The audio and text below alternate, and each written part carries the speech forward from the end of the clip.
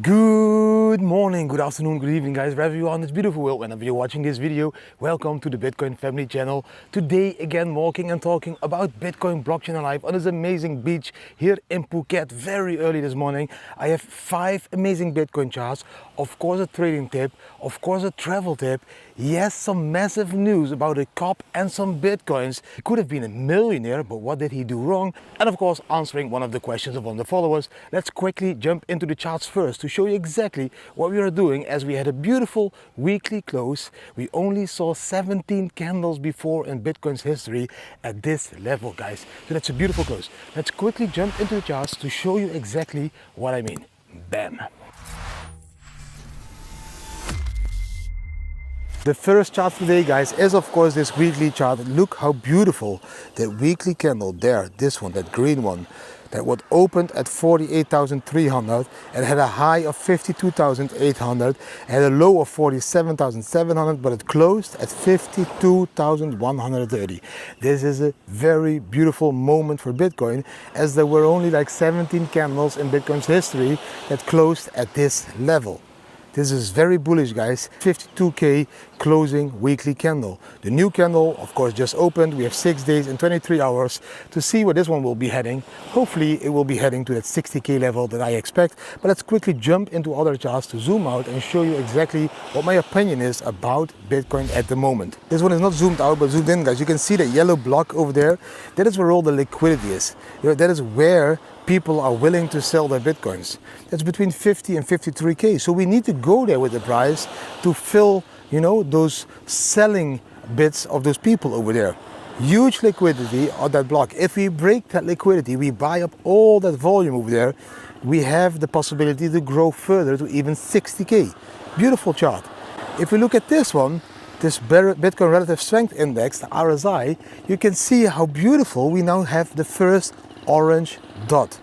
The first orange dot, guys. Look to the left on this chart.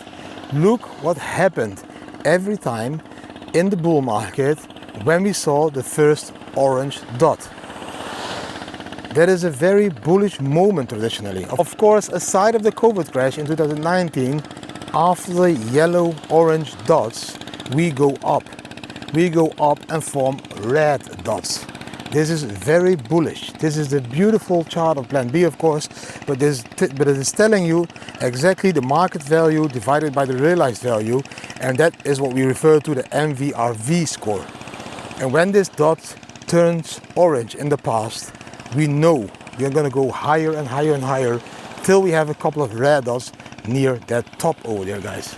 Very interesting but very important chart. This chart I already shared last week, guys. I told you, hey, it is very important if we close a candle above this 0.618 Fibonacci level, and that is exactly what we did. We closed a weekly candle above that 0.618 Fibonacci level. This is the first time in Bitcoin history that we have done this before the halving. Look on this chart. It happened every time after the halving or during the halving. We are now a few weeks ahead, let's say 8 weeks ahead almost, because normally it only happens during or after the halving, guys. We are ahead of the curve, which is very interesting to see. Let's see if we stay ahead of the curve throughout the whole Bitcoin bull market. But this very bullish in my honest opinion, because every time in history when we flipped that level of 0.618, we only went up from there. Because the other moments we had resistance at that level. You can see the first time over there, resistance, we fell down. And then we went up in the bull market. The second time we had resistance there at that 14k and we fell down, and then we went up again. Now this time, yes, there was resistance, but we broke it and we closed the candle above this. That is of course because of all the liquidity coming into the market of the spot ETFs. Millions a day. Let's see how this will influence the rest of this 4-year cycle. Also on this chart you can see exactly the same. We have been in this channel, this green channel that you can see over there, for over a year. Moving in between it. Coming to the bottom, going to the top, coming to the bottom, going to the top. The moment you break out of these channels, the target should be somewhere about the width of this channel. And if you put the arrow of the width of this channel on top of the breakout, we can see we are even going to target 70k plus. So normally when we break out of these huge channels that we've been in for a year, this will lead to a massive pump again. 70k, that would mean a new all-time high. Is it going to happen in 2024? I don't know. Normally I would say we would break 70k towards the end of this year, and then in 2025 go even higher. But at this moment we are ahead of the curve. So yes, maybe we could even break that 70k level earlier than the end of the year. And maybe even go above 100k in the end of the year, but it doesn't really matter.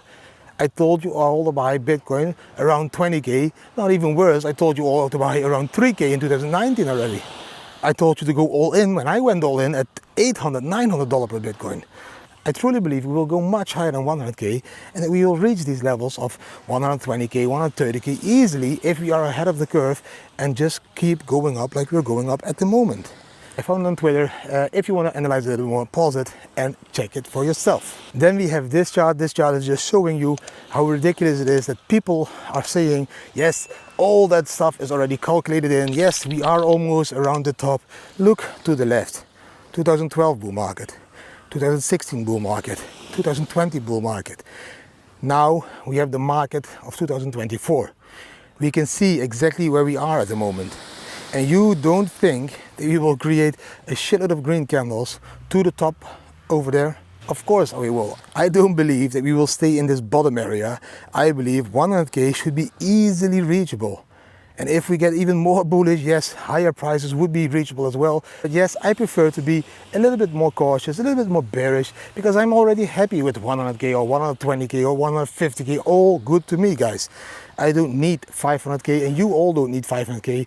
We have time enough to 2030 to create that 500k level or million level for Bitcoin. On this chart, you can see the short-term hodler net realized profit loss. We are at the moment at a level of 647 million. This level, the last time we reached this level was somewhere in September 2021. So that's September 2021 when we reached that level, guys. That's a very high level. The time before that was during the first peak of that bull market in 2021, and the last time was somewhere there, that green second top in 2021.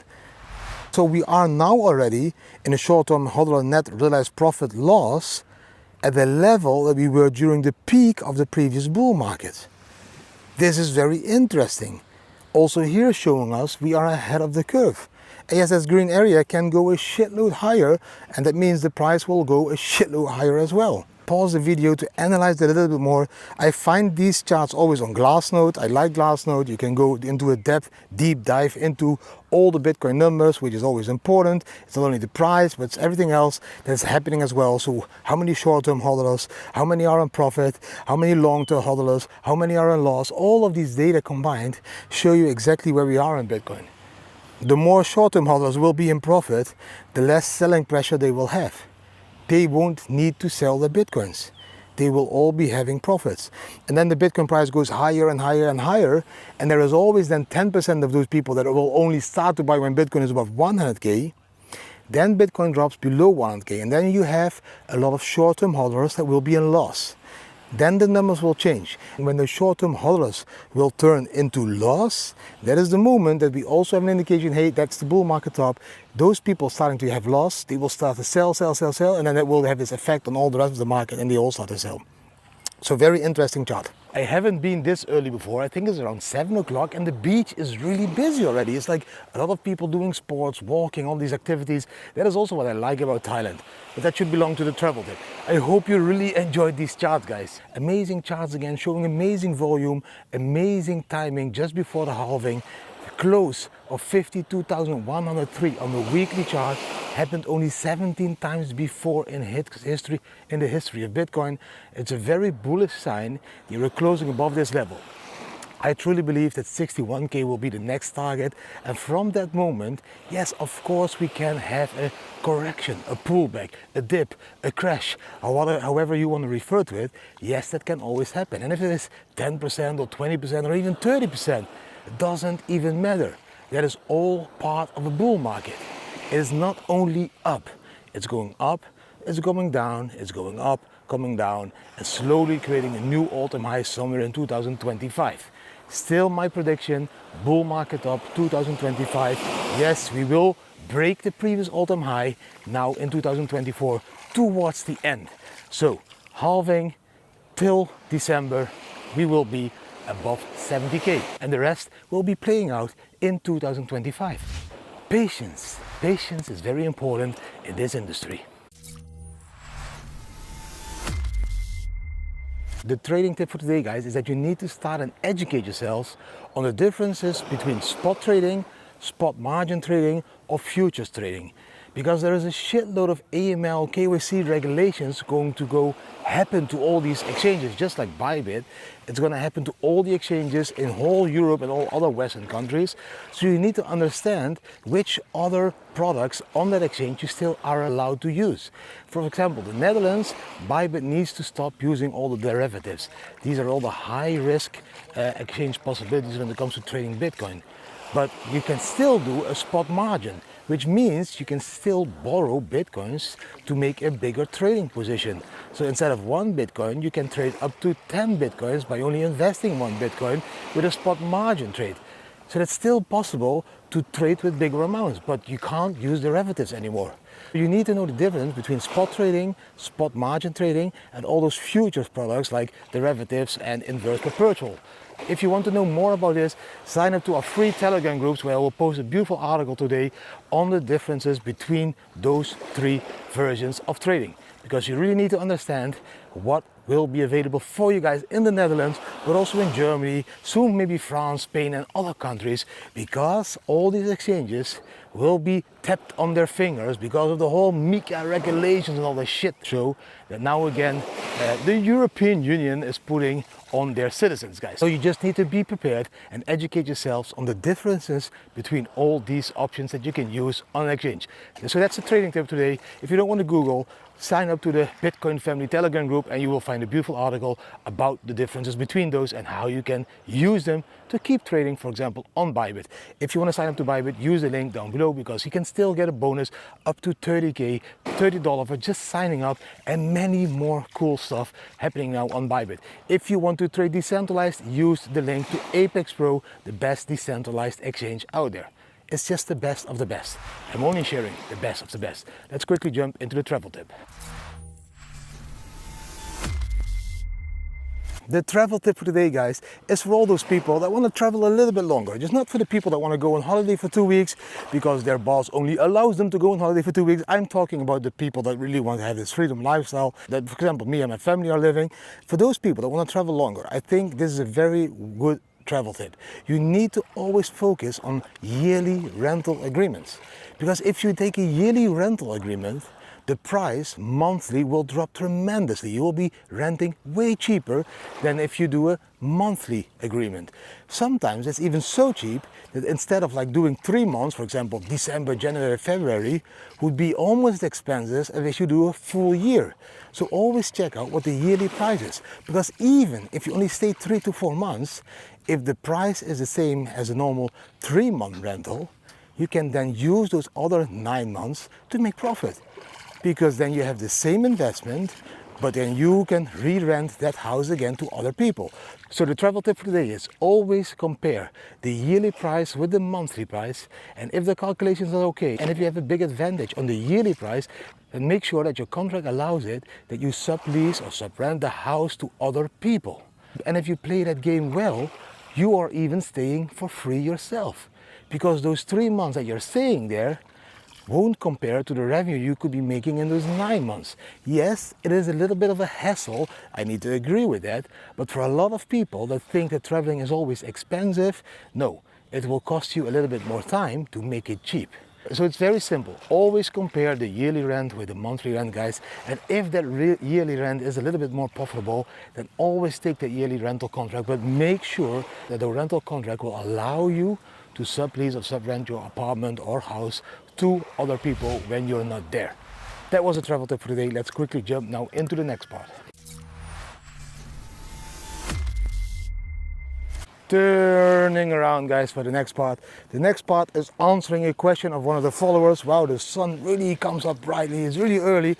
The answering of the question, I will answer two questions today, so that's really cool. One of the questions is, Didi, what will happen to Bitcoin if the war in Ukraine will become worse? I don't think anything will happen to Bitcoin. I think Bitcoin has a very strong position in all the world, not just being affected by Ukraine or Russia or China or the United States or Europe.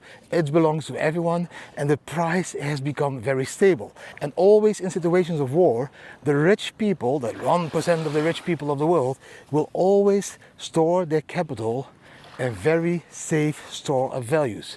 And of course, that used to be gold, but nowadays they are understanding the digital gold of the 21st century, Bitcoin. And it's now very simple for them to start to hedge their capital into Bitcoin because of all those spot ETFs. So all those rich people know how to play this game. When there is uncertainty on the market because of war or economical crises or whatever, they will always store the biggest part of their capital in this store of values, this safe store of values. They want to protect their capital against inflation and everything else. So that's why they use store of value assets like gold or any other precious metals, or for example, now Bitcoin. I believe Bitcoin will take a bigger role in this every time, again and again and again. And that is not just because of Ukraine, but because the US is putting US sanctions on all these countries that are in war. So all these countries can't use dollars anymore for import and export, so they need to find something else that they can use to import and export. I think even Bitcoin there is going to be a bigger role every time, again and again. Because internationally, a lot of countries already do business with each other by transacting Bitcoin. Bitcoin is not that multi-level thing or that cheap asset anymore, what you thought it is. It's integrated in the complete international economy already. It's there. It's there for everyone to use. Now even the richest of the richest can safely accumulate Bitcoin through a spot ETF. We are steps further than most of you people still think. I think Bitcoin is the most powerful that people will use during these wars. So just imagine that you're living in Ukraine or Russia and there's a huge war in your part of the country. The bank buildings are all like blown up. You can't access your money anymore because there isn't bank buildings. The only way for you to escape that country at that moment is book a flight and pay it with Bitcoin. Eat dinners at restaurants that accept Bitcoin because they can't stop you using Bitcoin. So Bitcoin is a very powerful tool even in these moments of war. The people that wanted to flee Ukraine in the beginning of the war, the only one that were able to do that were those that had cryptocurrency. They could flood the border to Poland and there exchange their Bitcoins into money that they can use to eat. They couldn't do that with their bank account because they were all closed because there was a war. Bitcoin stands for be your own bank. And it doesn't matter in what kind of country you live, or what kind of war there is, or what kind of political situation there is, or what kind of crisis there is. You are your own bank and you will always have access to your own capital. That is why Bitcoin stands for be your own bank. You determine what happens with your money. You determine where you spend it, to who you send it, how much you want to send, whenever you want to send it, 24/7, because Bitcoin never stops working. Bitcoin is a solution for people to escape all that oppressed centralized regimes that are all the cause of these wars. You should start using Bitcoin as your core currency. Withdraw all that money from that regime that is making all those wars. Show them that you are supporting this peaceful revolution by accumulating Bitcoin. Make your bank account empty, fill your Bitcoin wallet, and that is how you fight a peaceful revolution against war, against governments, against central banks, against social credit systems, against a lot of things in this world. Because you are a part of Bitcoin. Be your own bank. The second question I'm going to answer, guys, was a question from one of the followers. Didi, you still don't have a bank account. What if one of your children now wants a bank account? Which bank account will they open? I really need to laugh about the big question because I don't think my kids want to have a bank account. But let's say one of my daughters gets a new boyfriend and the boyfriend will influence her to get a new bank account. I would always tell her to open a Revolut bank account. And why? Because I read news today again about Revolut that they are now even opening a crypto exchange for more advanced traders. You can already use Revolut to buy Bitcoin and sell Bitcoins in the Revolut banking app. And Revolut is one of the biggest banks out there, guys. Revolut has more than 30 million users. It's not a small bank. It's one of the biggest banks of the world. And there it's already possible since 2017 with your euros to buy Bitcoins, store them in your app and sell them again back to euros. You can even export some Bitcoins from Revolut to the next place. So Revolut would be the only option, and now especially because they announced that they are going to open a crypto exchange within that model that you can even trade freely. So good morning. Morning. You will have very beautiful women's now in the screen, guys.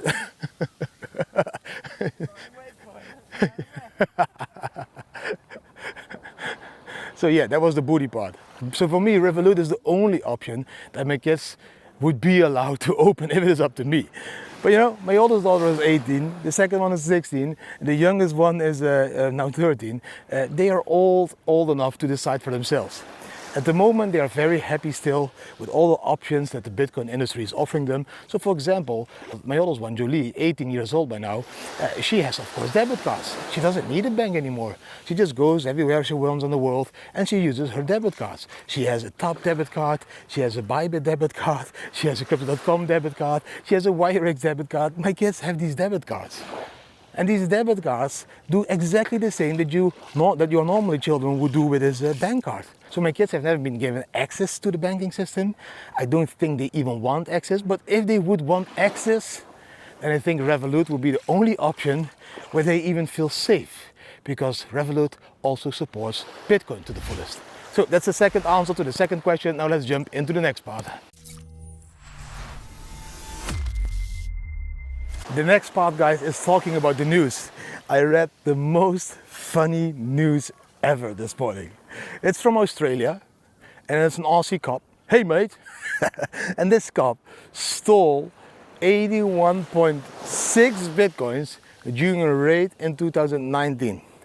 And when they did that raid, it was some kind of a raid of some kind of a group of drugs people, whatever it was in Australia. And this cop saw this hardware wallet. When they were doing the raid, oh shit, that's a hardware wallet.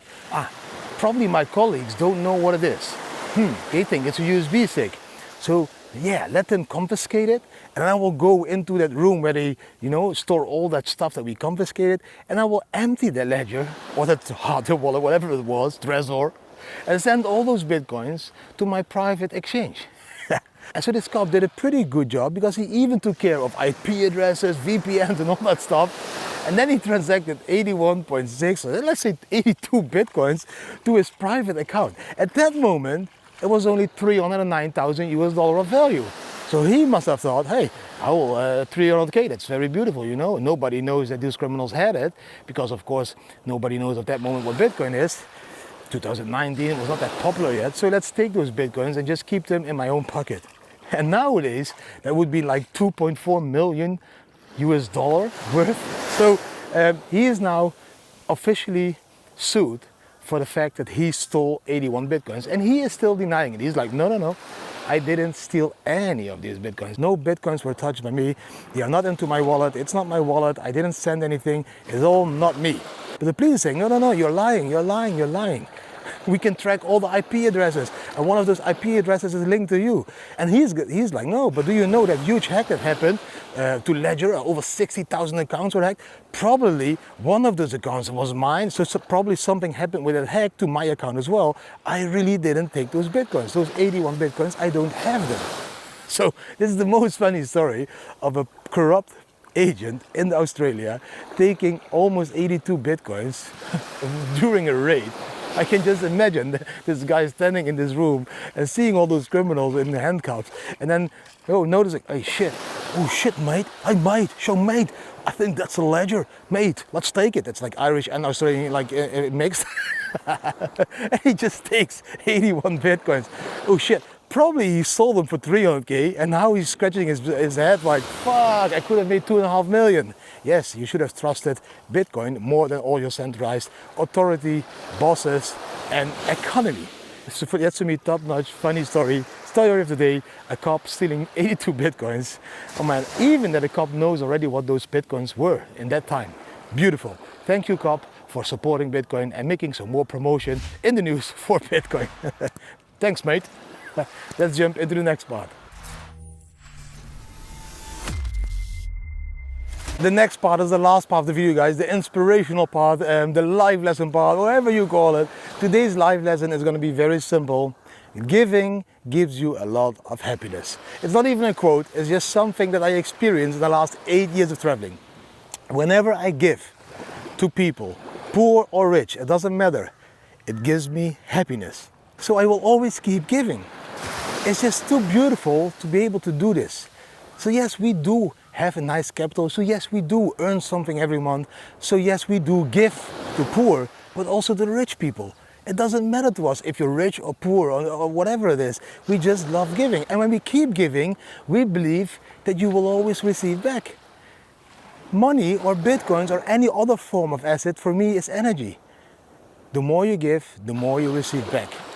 It's very simple. We should all be sharing a little bit more and giving a little bit more to all the other people that really need it. Because you not only become happy of it, it will come back in some kind of way as an energy. Because your happiness will lead to more happiness in your life, will lead to attracting more positive energy, people and assets to your life. It is simple as that. I truly believe this. For me, giving has become something really normal. And some people say to me like, why are you doing this? What is behind it? What is the catch? There is no catch. I just love to give. Like for example, this weekend, I invited 11 women that are here for some kind of a huge event, 7 days. They did like this thing. They paid a lot of money to attend that event. And then I was speaking on an event. I taught them how to, use Bitcoin as well. I even gave them $10 worth of Bitcoins. I made them open the wallet of Satoshi. I sent them a little bit Bitcoins, $10 worth, just to show them how it works. They were all amazed. And then at the end I said, what are you going to do like to end your whole 7-day retreat? And they were like, we don't know, a few of us are staying longer. I said, okay, I will invite you to Club Maya. There's a Brazil carnival. You will get all drinks and food from me. I would love to give you something back. And they were like, huh? What is there? What is the catch? I don't trust this guy, And then they come and they partied all night long. They had a lot of fun. They had drinks, they had food. And then they are all like, huh? Why? Because I love to give. I love to see you smile. I love to see you dance. I love to see other people happy. That makes me more happy. I'm very thankful that I can do this in my life. I'm able to give to other people because, okay, I had some success. And I think when you have that success, you should always realize where you come from. And that there was also a period that you loved that other people gave to you. So you will always give back. And the moment you start to give back, that's the moment you will receive more internally happiness than ever before. I truly believe that's the case in this world. Just give as much as possible as you can to other people, and they will be giving back, guys. And even the universe, morning, and even the universe will be giving back. Simple as that. Giving is more powerful than being greedy, in my honest opinion. So make sure you start giving from today, guys. So that was the whole inspirational part for today. I hope you really enjoyed today's video. If you did enjoy today's video, then please give the video a thumbs up, share it with your friends and family, subscribe to the channel, hit the notification bell and leave a comment. What do you think about the charts, about the tips, the travel tips, everything else, and also about that last part about giving. Do you want to give me something? Then there is a link down below where you can sign up to Bybit and you will give me some fees. And of those fees that we make over there, even there, 25% of that again will be given to poor people all over the world, guys. That's how we build these schools. That's how we give to these orphanages. That's how we give food. That's how we do all that stuff. Of the profits we make because you use our links down below, guys. Now, thank you for watching. I wish you an amazing Monday, an amazing week. Enjoy Bitcoin at 52K and see you tomorrow again. Bam.